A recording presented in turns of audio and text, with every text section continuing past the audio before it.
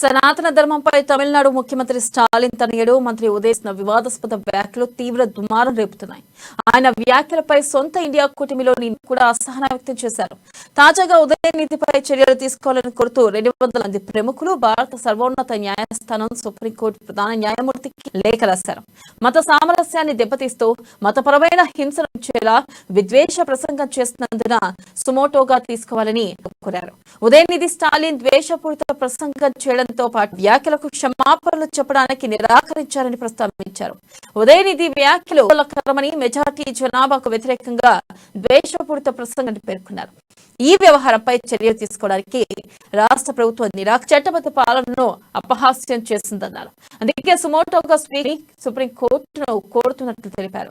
లేఖ రాసిన వారిలో 14 మంది మాజీ ఉన్నతాధికారులు ఉన్నారు. ఢిల్లీ హైకోర్టు మాజీ న్యాయమూర్తి ఎస్ఎన్ దగ్గర అధికారులు సంతకాలు చేశారు. மாநாட்டில் வாழ்த்துறை வழங்கும் வாய்ப்பை தந்த இந்த மாநாட்டு குழுவுக்கு முதற்க என்னுடைய வணக்கத்தையும் நன்றியும் நான் தெரிவித்தேன். இந்த மாநாட்டுடைய தலைப்பே மிகவும் சிறப்பாக அமைந்திருக்கின்றது. சனாதன மாநாடு என்று போடாமல் சனாதன ஒழிப்பு மாநாடு என்று நீங்கள் இதை அழைத்திருக்கிறீர்கள், இந்த நிகழ்ச்சிக்கு பெயர்கள். அதற்கு என்னுடைய வாழ்த்துக்கள்.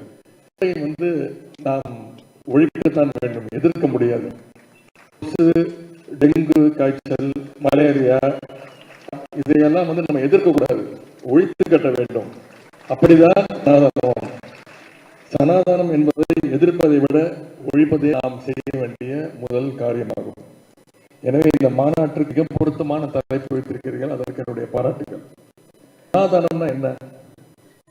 சனாதனம் அப்படிங்கிற பெயரு சமஸ்கிருதத்துல சனாதனம் சமத்துவத்திற்கும் சமூக நீதிக்கும்